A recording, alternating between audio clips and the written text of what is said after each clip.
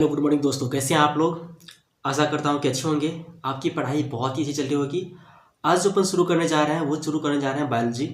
Biology के अंदर class 12 का बहुत ही इंपॉर्टेंट चैप्टर जिसका नाम है मॉलिक्यूलर बेसिस ऑफ इनहेरिटेंस, वो स्टार्ट अपन करेंगे, जो कि आपके एग्जाम किसी भी एग्जाम पॉइंट ऑफ व्यू से काफ़ी इंपॉर्टेंट है, चाहे वो नीट हो, चाहे वो बोर्ड एग्जाम हो, ठीक है, चाहे भी कोई भी आप IIT JEM वगैरह सब हो, कोई भी इंपॉर्टेंट एग्जाम जो बायोलॉजी से रिलेटेड है उसके लिए काफ़ी इंपॉर्टेंट चैप्टर है ये, ठीक है, जो कि क्लास 12 का है। चलिए शुरू करते हैं अपन इस चैप्टर को। चैप्टर का टाइटल क्या है, यहाँ पे है मॉलिक्यूलर बेसिस ऑफ इनहेरिटेंस। हम बात करेंगे यहाँ पे कि इनहेरिटेंस का मॉलिक्यूलर बेसिस, हम इनहेरिटेंस को मॉलिक्यूलर बेसिस पे समझेंगे। तो इनहेरिटेंस क्या होता है, इसको अपन आप इसको पढ़े होंगे, जानते होंगे इनहेरिटेंस के बारे में, लेकिन चलिए थोड़ा सा अपन इंट्रोड्यूस कर लेते हैं इनहेरिटेंस को। उसके बाद अपन बात करेंगे मॉलिक्यूलर बेसिस उसका, ठीक है। अब देखिए होता क्या है कि इनहेरिटेंस क्या होता है कि मान लो जनरेशन, ये मान लो फर्स्ट जनरेशन है, ये सेकेंड जनरेशन है। एक जनरेशन से दूसरे जनरेशन में कोई भी जेनेटिकल कैरेक्टर है उसका जो ट्रांसमिशन होता है, ठीक है, यहाँ पे transmission of character, transmission of, यहाँ जो ट्रांसमिशन हो रहा है कैरेक्टर का, ट्रांसमिट कर रहा है एक जनरेशन दूसरे जनरेशन में, ट्रांसमिशन ऑफ कैरेक्टर, ठीक है। इसी ट्रांसमिशन कैरेक्टर के ट्रांसमिशन के स्टडी को अपन क्या करते हैं, इसके स्टडी को हेरिडिटी बोलते हैं। और इस ट्रांसमिशन के जो प्रोसेस है, ये जो प्रोसेस यहाँ पे चल रहा है, इसी प्रोसेस को अपन क्या बोलेंगे, इसको बोलेंगे इनहेरिटेंस। क्या बोलेंगे, इसको बोलेंगे इनहेरिटेंस,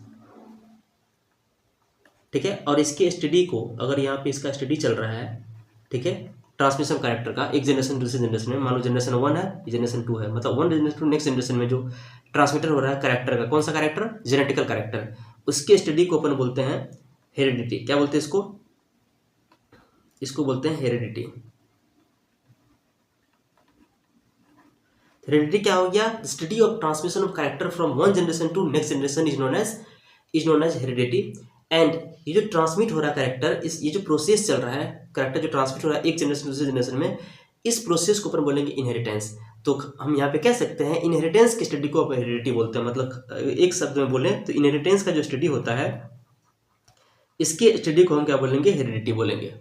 आ रहा समझ में। और हेरिडिटी का जो स्टडी है, आ रहा समझ में। अब देखो यहाँ जो हेरिडिटी है, ये जो हेरिडिटी है,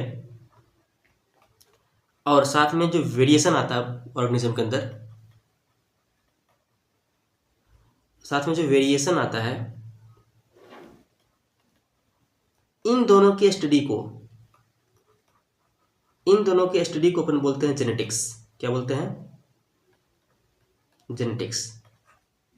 बोलो जेनेटिक्स किसको बोलेंगे, हेरिडिटी एंड वेरिएशन का जो स्टडी है उनको अपन बोलेंगे जेनेटिक्स, आरएस में।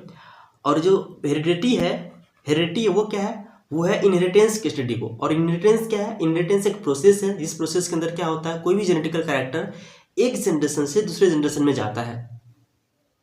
बोलो तो समझ में आ गया ये ना कि जेनेटिक्स क्या होता है, इनहेरिटेंस क्या होता है, हेरिडिटी क्या होता है। और कोई भी ऑफस्प्रिंग, मान लो पहला जनरेशन में है और सेकेंड जनरेशन में उसका जो ऑफस्प्रिंग होगा, ठीक है, किसी भी ऑर्गेनिज्म का जो ऑफस्प्रिंग होगा, उसका जो संतान होगा, उसके अंदर जो वेरिएशन आएगा, वो जो डिफरेंस दिखेगा, उसमें जो डिफरेंसेस देखने को मिलेगा आपको उसके कैरेक्टर में, उस डिफरेंसेस को अपन बोलते हैं वेरिएशन, जो कि सर्वाइवल के लिए काफ़ी इंपॉर्टेंट है, ठीक है। अरे बोलो, अब यहाँ बात करेंगे हम कि ये जो वेरिएशन कैसे आता है, कैरेक्टर कैसे ट्रांसमिट होता है एक जनरेशन दूसरे जनरेशन में, उसको हम मॉलिक्यूलर बेसिस पे, मॉलिक्यूलर लेवल पे जाके अपन समझेंगे, ठीक है। तो अपना चैप्टर यहाँ पे क्या है, मॉलिक्यूलर बेसिस ऑफ इनहेरिटेंस, उसको अपन यहाँ पे पढ़ेंगे, ठीक है। अभी हम यहाँ पे इनहेरिटेंस जो टर्म है उसको अपन समझे। चलिए शुरू करते हैं अपना चैप्टर, वो है मॉलिक्यूलर बेसिस ऑफ इनहेरिटेंस। तो अपन बात करेंगे इसमें मॉलिक्यूलर बेसिस ऑफ इनहेरिटेंस में। सबसे पहला अगर बात करते हैं एनसीईआरटी को अब देखें, तो सबसे पहले यहाँ पे बात करेंगे हम जेनेटिक मटेरियल का डिस्कवरी कैसे हुआ, the search of genetic material. पहला अपना टॉपिक होगा यहाँ पे, वो क्या होगा, वो होगा search of genetic material, genetic material, genetic material का सर्चिंग, ठीक है। अब ध्यान दो, जेनेटिक मटेरियल को सर्च करने से पहले अपन यहाँ पे ये देखेंगे कि जेनेटिक मटेरियल के अंदर क्या क्या प्रॉपर्टी होनी चाहिए। अच्छा, जेनेटिक मटेरियल होता क्या है, पहले तो ये समझेंगे जेनेटिक मटेरियल क्या होता है। अगर यहाँ पे बात करेंगे इसका डिफिनेशन कि जेनेटिक मटेरियल क्या होता है, तो जेनेटिक मटेरियल को अपन बोलेंगे ये क्या होगा, ये कोई केमिकल सब्सटेंस होगा, ऐसा कोई केमिकल सब्सटेंस होगा, केमिकल सब्सटेंस या बायोमोलिक्यूल्स हो सकता है, ये केमिकल सब्सटेंसेस और बायोमोलिक्यूल्स और बायोमोलिक्यूल्स। बायोमोलिक्यूल्स किसको बोलेंगे, ऐसा मैक्रोमोलिक्यूल्स जिसके अंदर लाइफ को जनरेट करने की प्रॉपर्टी हो, ठीक है, उसको अपन बोलेंगे बायोमोलिक्यूल्स। मतलब लिविंग बॉडी के अंदर जो भी मैक्रोमोलिक्यूल्स प्रेजेंट होगा उसको अपन बायोमोलिक्यूल्स को बोलेंगे। अब हम बात करेंगे यहाँ पे जो केमिकल सब्सटेंसेज है, तो केमिकल सब्सटेंसेज और बायोमोलिक्यूल्स, केमिकल सब्सटेंसेज और biomolecules which can store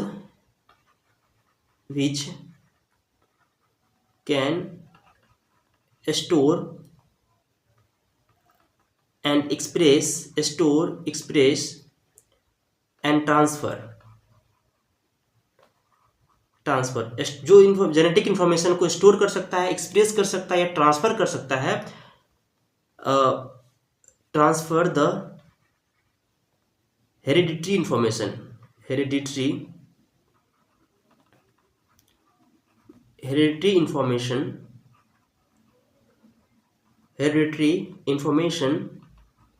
information from one generation to next generation, from one generation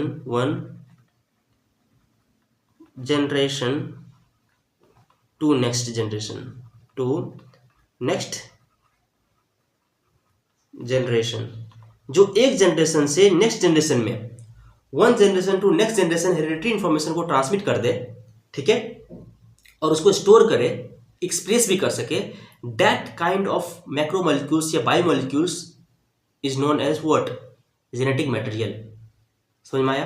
a chemical substances और biomolecules which can express, store और transfer hereditary information from one generation to next generation is known as genetic material, ठीक है, इसको तो हम genetic material बोल देंगे। अब बात करते हैं इस जेनेटिक मटेरियल के अंदर क्या क्या प्रॉपर्टी होनी चाहिए, ठीक है, तो हम बात करेंगे यहाँ पे प्रॉपर्टीज ऑफ जेनेटिक मटेरियल, ठीक है, हम क्या बात करेंगे यहाँ पे, हम यहाँ बात करेंगे प्रॉपर्टीज ऑफ जेनेटिक मटेरियल, इसका प्रॉपर्टी कि जेनेटिक मटेरियल के अंदर क्या क्या प्रॉपर्टी होना चाहिए उसको अपन देखते हैं, ठीक है। पहला बात, ये जो जेनेटिक मटेरियल है, पहला इसमें बात करें प्रॉपर्टी का, इट शुड प्रेजेंट इन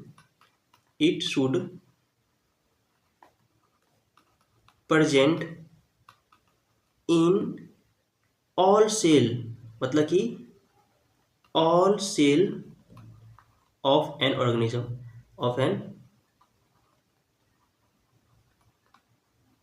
किसी भी ऑर्गेनिज्म के in almost equal amount,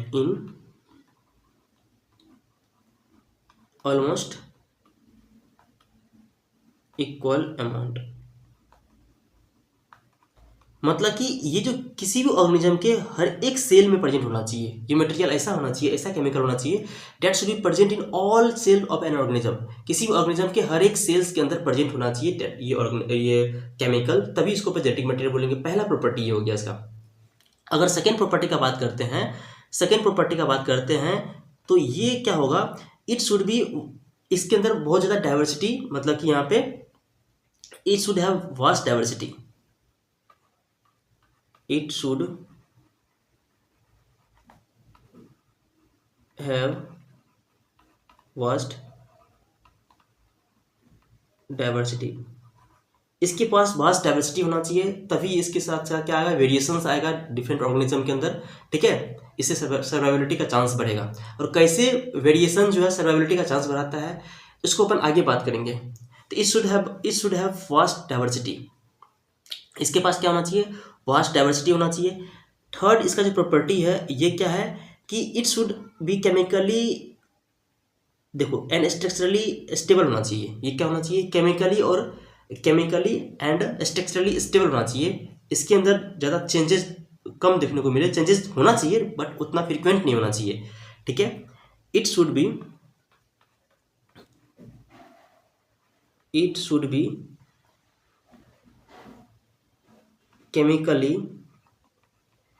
chemically and structurally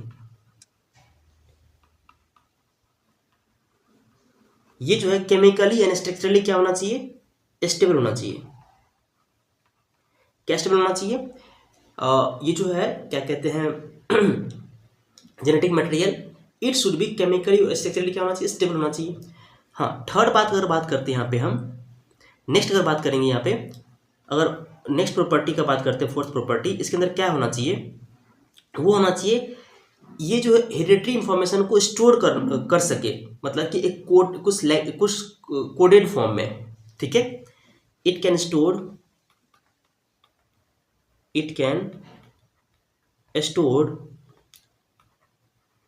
hereditary information hereditary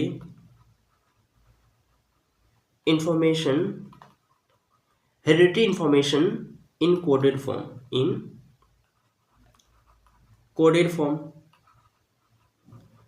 ये जो है हेरिडिटरी इंफॉर्मेशन को कोड के फॉर्म में स्टोर करना चाहिए, ठीक है। अरे बोलो, कोड के फॉर्म में ये हेरिडिटरी इंफॉर्मेशन को स्टोर करना चाहिए, ये हो गया। उसके बाद देखो यहाँ पे 4 प्रॉपर्टी हो गया। अगर नेक्स्ट प्रॉपर्टी की बात करते हैं यहाँ पे हम, नेक्स्ट प्रॉपर्टी क्या है, नेक्स्ट प्रॉपर्टी का बात करते हैं यहाँ पे 5th नंबर में, कि ये जो है हेरिडिटरी इंफॉर्मेशन को एक्सप्रेस कर पाए, ठीक है। It can express the hereditary information when ever required, it can express the hereditary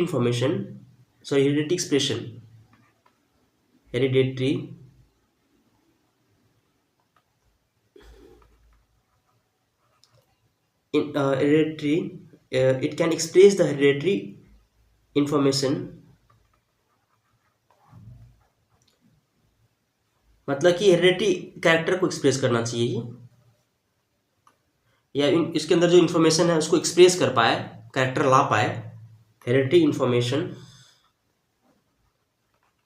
ठीक है, व्हेन एवर रिक्वायर्ड, जब भी रिक्वायर्ड हो तो ये जो है हेरिडिटरी इंफॉर्मेशन को, हेरिडिटरी कैरेक्टर को एक्सप्रेस कर पाए, ठीक है। एक्सप्रेशन का इसके पास कैपेबिलिटी होना चाहिए, ठीक, प्रॉपर्टी होना चाहिए। ये तो हो गया ये कि एक्सप्रेस कर पाए। नेक्स्ट अगर हम बात करते हैं यहाँ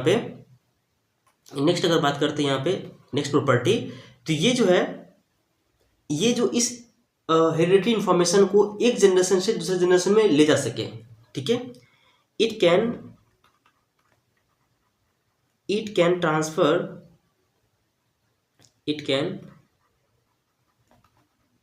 transfer the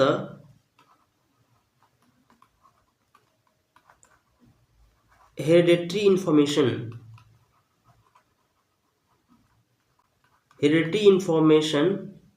from one generation to next generation, from one generation to next generation to next generation, जो एक जनरेशन से दूसरे जनरेशन में हेरिडिटरी इंफॉर्मेशन को ले आ सके, ये भी एबिलिटी होना चाहिए किसके अंदर, एक जेनेटिक मटेरियल के अंदर, ठीक है। अब ध्यान दो, ये हो गया कुछ प्रॉपर्टी। अब नेक्स्ट प्रॉपर्टी क्या होना चाहिए इसके अंदर, अब ध्यान दो, नेक्स्ट प्रॉपर्टी क्या होना चाहिए इसके अंदर, अगर हम बात करते 7वां प्रॉपर्टी, तो ये जो है ये अपना खुद का सेल्फ रेप्लिका बना सके, अपना खुद का कॉपी बना सके, ठीक है। ये भी एबिलिटी इसके अंदर होना चाहिए, तभी जाके क्या होगा, नेक्स्ट जनरेशन में ये जा पाएगा, ठीक है। It can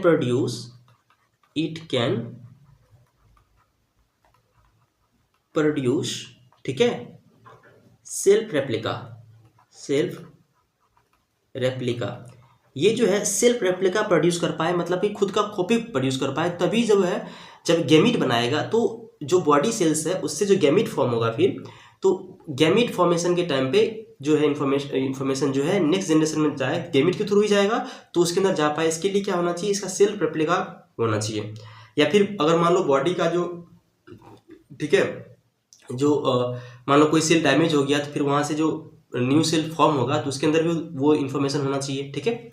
it can produce self replica, ठीक है, मतलब कि सेल्फ रेप्लिकेशन प्रॉपर्टी होना चाहिए यहाँ पे। इसके अंदर बात करें तो क्या बोल सकते हैं इसको अपन, सेल्फ रेप्लिकेशन प्रॉपर्टी, ठीक है, सेल्फ सेल्फ रेप्लिकेशन प्रॉपर्टी इसके अंदर होना चाहिए, ठीक है। It can produce self replica. अब ध्यान दो, ये तो हो गया सेल्फ रेप्लिका प्रोड्यूस होना चाहिए। नेक्स्ट अगर बात करते हैं यहाँ पे हम नेक्स्ट प्रॉपर्टी और क्या होना चाहिए इसके अंदर, अगर नेक्स्ट प्रॉपर्टी की बात करते हैं यहाँ पे, तो ये जो है इसके अंदर स्लो चेंज भी होना चाहिए, थोड़ा थोड़ा चेंज होना चाहिए ताकि इसके अंदर वेरिएशन देखने को मिले, ठीक है। इट शुड अंडरगो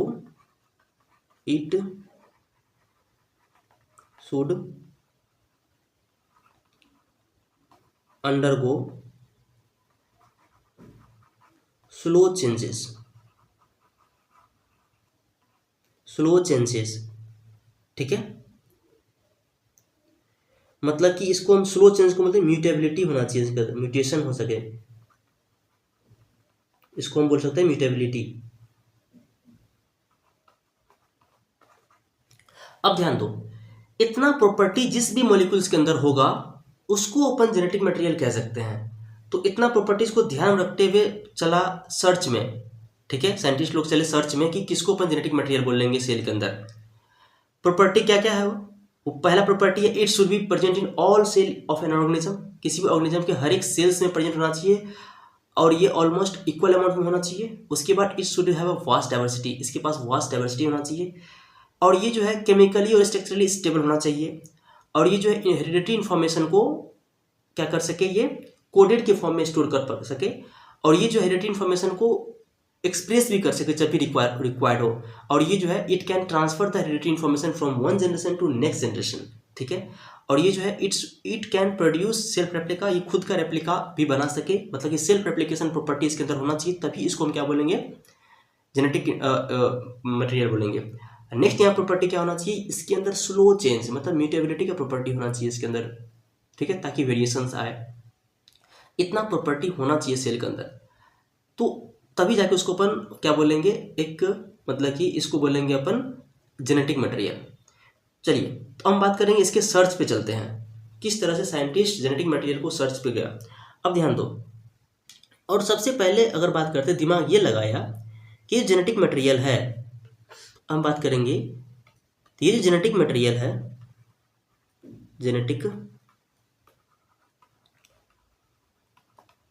ये जो जेनेटिक मटेरियल है, अगर इतना प्रॉपर्टी होगा जेनेटिक मटेरियल के अंदर तो ये छोटा मॉलिक्यूल्स तो होगा नहीं, ये सेल का कोई बड़ा मॉलिक्यूल्स होगा। मतलब कि ये जेनेटिक मटेरियल होगा, इट मस्ट बी इतना प्रॉपर्टी कर उसी सेल उसी मॉलिक्यूल्स के अंदर होगा जो बड़ा बड़ा मॉलिक्यूल्स हो। तो ये इतना तो पता चल गया कि it must be a macro molecules of the cell, it must be क्या होना होगा, ये कोई बड़ा मॉलिक्यूल्स होगा, मैक्रो मॉलिक्यूल्स होगा, मैक्रो मॉलिक्यूल्स, ये क्या होगा, ये बड़ा मैक्रो मॉलिक्यूल्स होगा सेल का, मॉलिक्यूल्स ऑफ द सेल, ठीक है, ऑफ सेल। अब फिर पता लगाया कि जो मैक्रो मॉलिक्यूल्स सेल में क्या क्या हो सकता है, तो मैक्रो मॉलिक्यूल्स सेल के अंदर जो है ये हो सकता है कि कार्बोहाइड्रेट हो,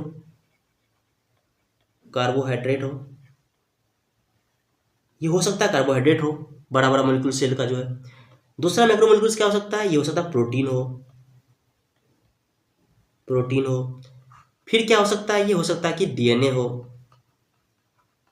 ये हो सकता है कि आरएनए हो। ये सब क्या है, सेल के बड़े बड़े मॉलिक्यूल्स है, मैक्रो मॉलिक्यूल्स है हमारे सेल्स का। तो इसमें से कुछ भी हो सकता है ये जेनेटिक मटेरियल।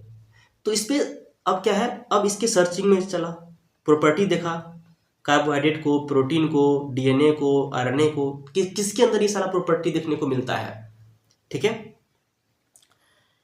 जब उसके बाद आए यहाँ पे एक साइंटिस्ट आए, उनका नाम है सटन एंड वॉबरी। अब यहाँ पे हम बात करेंगे सटन एंड वॉबरी का। सटन एंड वॉबरी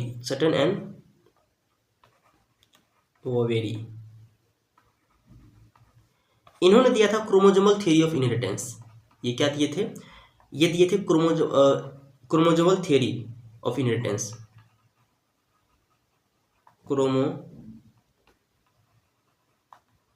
क्रोमोसोमल थ्योरी दिए थे, ठीक है।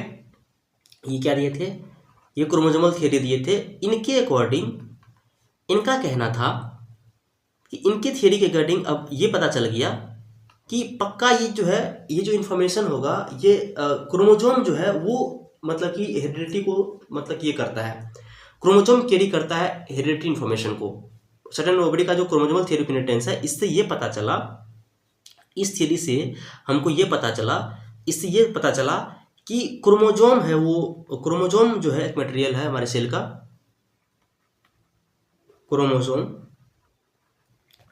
क्रोमोजोम जो है ये हेरिडिटी इन्फॉर्मेशन को क्या करता है, कैरी करता है, carries the heredity information, heredity information. Chromosome जो हेरिडिटी इन्फॉर्मेशन को कैरी करता है।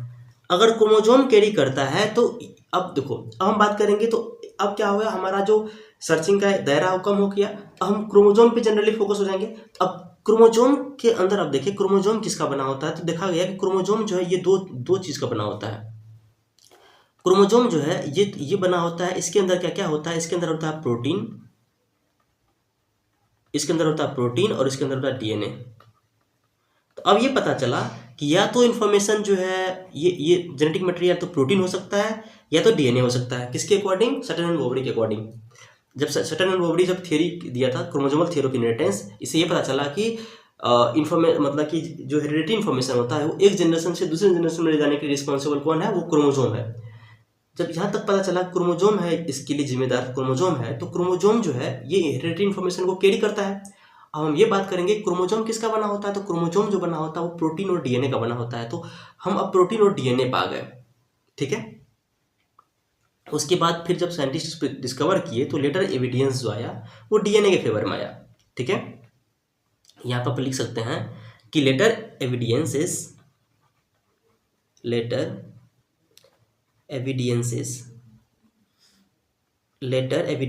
कम्स, ठीक है, इन favour of DNA, in favour of DNA, DNA के फेवर में जो है लेटर एविडेंसेस आया, ठीक है। एंड दस जो है डीएनए को मान लिया गया क्या, डीएनए। अब लेटर एविडेंसेस क्या, हर को पढ़ेंगे, हर एविडेंसेस को पढ़ेंगे, कौन कौन इसके लिए जिम्मेदार था इसको खोजने के लिए, सबको पढ़ेंगे अपने यहाँ पे। तो later evidences come in favour of DNA and thus DNA is considered, DNA is considered as the genetic material, as the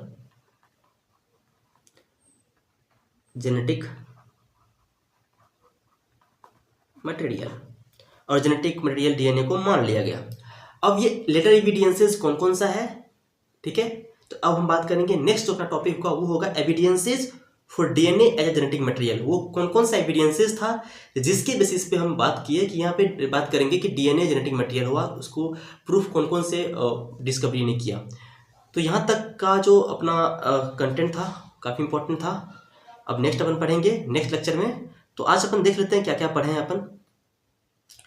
अपना शुरुआत किए थे मॉलिक्यूलर बेसिस ऑफ इनहेरिटेंस, जो कि बहुत ही इंपॉर्टेंट चैप्टर है हमारे बायोलॉजी का, क्लास 12th का, ठीक है। तो इसमें हम सबसे पहले बात किए कि टर्म इनहेरिटेंस का क्या मतलब है। इसका मीनिंग होता है कि जब भी कोई genetical information, character heredity information जब एक जनरेशन से दूसरे जनरेशन में जा रहा होता है तो इस प्रोसेस को अपन बोलते हैं इनहेरिटेंस, ठीक है। अब ये जेनेटिक इन्फॉर्मेशन जब एक जनरेशन से दूसरे जनरेशन में जा रहा होता है, इसके स्टडी को अपन बोलते हैं हेरिडिटी, और हेरिडिटी के स्टडी को अपन बोलते हैं जेनेटिक्स। हेरिडिटी और वेरिएशन दोनों एक साथ, इन दोनों के स्टडी को अपन बोलते हैं जेनेटिक्स, ठीक है। उसके बाद अपन बात किए थे यहाँ पे कि सर्च ऑफ जेनेटिक मटेरियल, पहले उसके बाद बात किए थे जेनेटिक मटेरियल होता क्या है। ये कोई केमिकल सब्सटेंसेस है या बायोमोलिक्यूल्स हमारे सेल का, जो क्या करता है, स्टोर करता है, एक्सप्रेस करता है और ट्रांसफर करता है जेनेटिक इन्फॉर्मेशन को, हेरिडिटी इन्फॉर्मेशन को एक जनरेशन से दूसरे जनरेशन में। ऐसा करने वाले केमिकल को या बायोमोलिक्यूल्स को अपन बोलते हैं जेनेटिक मटेरियल। और एक जेनेटिक मटेरियल होने के लिए, किसी भी बायोमोलिक्यूल्स को जेनेटिक मटेरियल जैसा बिहेव करने के लिए, होने के लिए उसके अंदर क्या क्या प्रॉपर्टी होना चाहिए। वो प्रॉपर्टी क्या क्या, सबसे पहली बात कि ये किसी भी ऑर्गेनिज्म के हर एक सेल्स में प्रेजेंट होना चाहिए। It should be present in all cells almost equal amount में होना चाहिए। और ये जो है इसके अंदर वास्ट डाइवर्सिटी होना चाहिए। इट शुड बी केमिकली और स्ट्रक्चरली क्या होना चाहिए, स्टेबल होना चाहिए। और ये जो है एक्सपीरियंस कर सके हेरिडिटरी इन्फॉर्मेशन को वेन एवर रिक्वायर्ड, जब भी रिक्वायर्ड हो। और it can transfer the hereditary information from one generation to next generation, hereditary information को ट्रांसफर कर देना चाहिए। It can produce self replica, ये खुद का रेप्लिका बनाना चाहिए, या मतलब कि सेल्फ रेप्लिकेशन प्रॉपर्टी होना चाहिए इसके अंदर। नेक्स्ट है यहाँ पे it should B undergo slow change, मतलब कि इसके अंदर म्यूटेबिलिटी का प्रॉपर्टी होना चाहिए। ये कुछ प्रॉपर्टी है that should be present in a genetic material. अगर किसी बायोमोलिक्यूल्स में या किसी केमिकल के अंदर अगर ये प्रॉपर्टी, ये सारा प्रॉपर्टी है, तो उसको अपन जेनेटिक मटेरियल कंसिडर कर सकते हैं। तो इसको दिमाग में रखते हुए साइंटिस्ट चले खोज में कि किसको अपन जेनेटिक मटेरियल बोलेंगे। तो अब देखो, अगर इतना प्रॉपर्टी है तो पक्का है कि कोई ना कोई मैक्रोमोलिक्यूल्स होगा, बड़ा मॉलिक्यूल्स होगा हमारे सेल का। तो हमारे सेल में बड़ा मॉलिक्यूल्स क्या क्या है? हमारे सेल में बड़ा मॉलिक्यूल जैसे कार्बोहाइड्रेट है, प्रोटीन है, डीएनए है, आरएनए है, ये सब बड़ा बड़ा मॉलिक्यूल्स है, मैक्रोमोलिक्यूल्स हमारे सेल का। तो उसके बाद एक आया सटन एंड वॉबरी। सटन एंड वॉबरी का आया क्रोमोसोमल थियरी ऑफ इनहेरिटेंस। तो क्रोमोसोमल थियरी ऑफ इनहेरिटेंस से पता चला कि ये जो हेरिडिटरी इन्फॉर्मेशन है, ये क्रोमोसोम इसको ले जाता है एक जनरेशन से दूसरे जनरेशन में। जब क्रोमोसोम ले जाता है एक जनरेशन दूसरे जनरेशन में, इसका मतलब हुआ कि ये इन्फॉर्मेशन क्रोमोसोम के अंदर होगा, और क्रोमोसोम बना होता है डीएनए और प्रोटीन का। तो पक्का ये जो जेनेटिक मटेरियल होगा, ये डीएनए या प्रोटीन में से कोई एक होगा। तो उसके बाद जब और साइंटिस्ट आए तो उसके एविडेंसेस के अकॉर्डिंग ये पता चला कि ये सारा प्रॉपर्टी डीएनए के अंदर होता है। तो फिर बाद में डीएनए को मान लिया गया क्या? Genetic material. तो अब डीएनए को भी अपन जेनेटिक मटेरियल मानते हैं, ठीक है। तो later evidences come in favour of DNA and thus DNA is considered as a genetic material, ठीक है गाइस। इसके बाद अपन नेक्स्ट लेक्चर में पढ़ेंगे कि ये जो एविडेंसेस कौन कौन सा एविडेंसेस था, ठीक है, जो कि डीएनए के फेवर में है, ठीक है। थैंक यू फॉर वॉचिंग और लिसनिंग। प्लीज़ वीडियो को लाइक कीजिए, सब्सक्राइब कीजिए और अपने दोस्तों के साथ जरूर शेयर करें। Thank you, best of luck.